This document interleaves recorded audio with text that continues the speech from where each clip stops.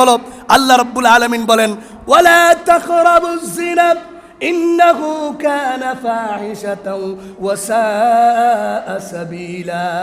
আল্লাহ পাক বলেন লা তাকরাবুজ জিনা, জিনার আশেপাশেও যেতে পারবা না। কল্যাণমূলক রাষ্ট্র গঠন করার দফা বলতেছে। 2-4 মিনিট আমাকে একটু সময় দেন, কারণ আগামী জুমায় শবে বরাতের শাবানের আলোচনা করতে হবে। এই দফাটা শেষ করে দিই। ওয়ালা তাকরাবুজ জিনা, জিনার আশেপাশেও যেতে পারবা না, ব্যভিচারের আশেপাশেও যেতে পারবা না, পরকীয়ায় আসক্ত হওয়া তো দূরের কথা, তার কাছেও যাওয়ার কোনো অনুমতি।